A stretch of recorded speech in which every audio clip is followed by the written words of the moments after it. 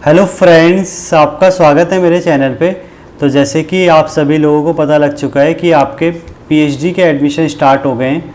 तो अगर आप जनवरी से पीएचडी ज्वाइन करना चाहते हैं तो उसके रिगार्डिंग आपके जो फॉर्म है वो रेगुलर आ रहे हैं और कुछ आने भी वाले। तो आपके इस रिगार्डिंग ही बहुत सारे डाउट हैं पीएचडी इंटरव्यू के या पीएचडी एडमिशन के। तो मेरी आज की वीडियो इसी रिगार्डिंग है जिसमें मैं आपके सारे डाउट क्लियर करूंगा, या जो भी क्वेश्चन आपने मुझसे मेल पे या कमेंट पे या रेगुलर पूछ रहे उन सब के आंसर देने की कोशिश करूंगा, जिससे आपका ये जो क्वेरी सेशन है पीएचडी एडमिशन का या पीएचडी इंटरव्यू का वो कम से कम सफल हो सके। तो चलिए शुरू करते हैं। तो देखिए, सबसे पहले तो आप यही पूछते हैं कि पीएचडी में किस टाइप के क्वेश्चन पूछते हैं, या मतलब किस यूनिवर्सिटी में या किस इंस्टीट्यूट में किस टाइप के क्वेश्चन पूछे गए थे। तो देखिए, इसके लिए मैं आपको कहूँगा, मैंने एक ऑलरेडी एक प्लेलिस्ट बना रखी है जिसमें जो भी इंटरव्यू मैंने दिए थे उनके लगभग हर टाइप के इंस्टीट्यूट के क्वेश्चंस मैंने आपको बताने की कोशिश की है, और मुझसे किस टाइप के क्वेश्चन पूछे गए थे, मैंने क्या उनका आंसर दिया, वो मैंने आपको बताने की कोशिश की है। तो आप उसे एक बार देख लीजिएगा, और उसका लिंक जो है वो आपको डिस्क्रिप्शन बॉक्स में मिल जाएगा, ताकि आपको आइडिया लग सके कि इंस्टीट्यूट में किस टाइप के क्वेश्चन पूछे जाते हैं या पीएचडी में आप कैसे तैयारी करें ताकि आपका इंटरव्यू अच्छा जाए। सेकंड, आप पूछते हैं क्या पीएचडी इंटरव्यू जब हम देते हैं तो उसमें जो लैंग्वेज है वो कंपलसरी है, क्या इंग्लिश में ही आपको बोलना है। तो देखिए, मैं ये कहूँगा मोस्ट प्रोबेबली आपको इंग्लिश में ही बोलना है, ये बात सही है। क्योंकि देखिए, होता क्या है, अगर आप अभी इंग्लिश में नहीं बोलेंगे तो तब भी आप देखेंगे पीएचडी के बाद भी आपको थीसिस राइटिंग हो, चाहे आपको सेमिनार्स देने हो, चाहे आपको कॉन्फ्रेंस में जाना हो, हर जगह आपको इंग्लिश में ही बोलना है। तो इंग्लिश लैंग्वेज वैसे भी कंपलसरी है। तो अगर आप अभी नहीं बोलेंगे तो बाद में भी इस चीज़ में आपको तकलीफ़ आएगी। दूसरा, अगर आप अभी नहीं बोलते तो उसका नेगेटिव इम्पैक्ट भी कहीं ना कहीं इंटरव्यू में पड़ता है। तो मैं कहूँगा आप इंग्लिश बोलने की कोशिश करिए, और इंग्लिश में भी ऐसा नहीं है कि आपको काफ़ी टिपिकल वर्ड यूज़ करने या काफ़ी हाई फाई इंग्लिश आपको बोलनी है। देखिए, आपके साइंस लैंग्वेज में इतनी टिपिकल इंग्लिश नहीं है, आपको जनरली इंग्लिश में सिर्फ आंसर देने हैं। तो अगर आप इंग्लिश मीडियम से पढ़े हैं और आपने सारी बुक्स इंग्लिश में ही पढ़ी है तो मुझे नहीं लगता कि आपको कोई भी डिफ़िकल्टी आने वाली है। अगर आप पूछते हैं क्या रिसर्च करना या एमएससी में प्रोजेक्ट होना कंपलसरी है, तो देखिए ऐसा बिल्कुल भी नहीं है। अगर आपने कोई रिसर्च नहीं करी है, कोई प्रोजेक्ट नहीं करा है, तो इसका मतलब बिल्कुल भी नहीं है कि आपका सिलेक्शन नहीं होगा। और अगर आप प्रियोरिटी की बात करते हैं तो ऐसा भी मैं कहूँगा 50% ही है या उससे भी कम है कि आपको प्रियोरिटी मिल जाए। क्योंकि होता क्या है कि इंटरव्यू बेस्ड सिलेक्शन होते हैं ज़्यादातर इंस्टीट्यूट में। तो अगर आप इंटरव्यू अच्छा नहीं देंगे, आपकी रैंक अच्छी नहीं होगी, या मतलब आपके पास कोई फेलोशिप नहीं होगी, तो बहुत मुश्किल है कि आपका सिलेक्शन हो। तो इसलिए मैं कहूँगा ये सब चीज़ें बाद की बात है। आप इंटरव्यू अच्छा दें और एग्ज़ाम पे ज़्यादा फोकस करें, यानी आपके पास एक अच्छा स्कोर कार्ड होना चाहिए। यानी आप पूछते हैं कि एमएससी स्पेशलाइजेशन से ही आपको पीएचडी करनी कंपलसरी है, तो देखिए ये भी बिल्कुल नहीं है। अगर आपने इनऑर्गेनिक से प्रोजेक्ट किया है तो आप ऑर्गेनिक में भी कर सकते हैं, फिजिकल में भी कर सकते हैं। ऐसे ही अगर आपने फिजिकल में किया है तो आप डिफरेंट सब्जेक्ट में भी पीएचडी कर सकते हैं। तो ऐसा बिल्कुल भी कंपल्सन नहीं है कि आपने एमएससी में कोई प्रोजेक्ट किया है तो आप पीएचडी में भी सेम टॉपिक या सेम रिसर्च एरिया में आपको जाना होगा। नेक्स्ट है, आप पूछते हैं क्या इंटरव्यू से पहले प्रोफेसर को मेल करें और क्या उसकी एडवांटेज होगी।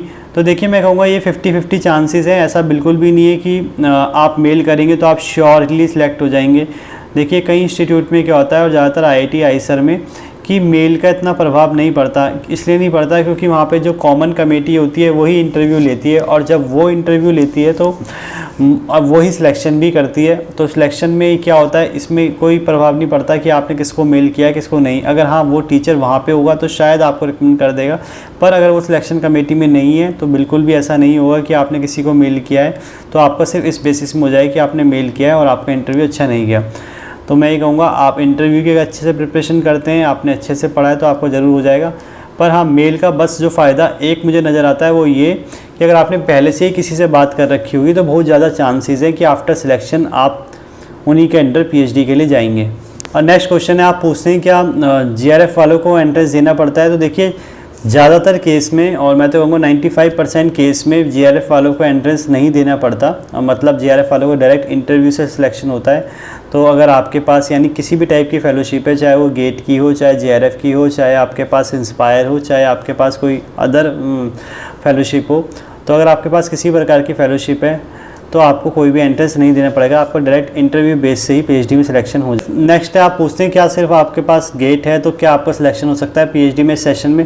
तो देखिए हाँ, बिल्कुल आपका सिलेक्शन हो सकता है, और मैं तो इनफैक्ट कहूँगा आपकी अगर रैंक 2500 3000 तक है तब भी हो सकता है, अगर आप सोच समझ के या स्मार्ट तरीके से एडमिशन ले या स्मार्ट तरीके से फॉर्म भरें। कहने का मतलब है आप ऐसी जगह फॉर्म भरें जहाँ पे कंपटीशन कम हो, या न्यू आईआईटीज़ हो, या रोलिंग एडवर्टाइजमेंट में भरें। अगर पुरानी आईआईटी भी भरनी है तो आपका सिलेक्शन ज़रूर हो सकता है, या प्रोजेक्ट के थ्रू पीएचडी जाएं तो भी आपका सिलेक्शन हो सकता है। क्योंकि बहुत से स्टूडेंट ऐसे मेरे हैं या बहुत से ऐसे लोग हैं जिनसे मैंने बात किया, और मेरे फ्रेंड्स भी ऐसे हैं जिनकी गेट में 2500 3000 तक रैंक थी और उनके पास कोई नेट या जेआरएफ नहीं था, फिर भी उनका सिलेक्शन पीएचडी में हुआ है और वो अच्छी जगह से पीएचडी कर रहे हैं।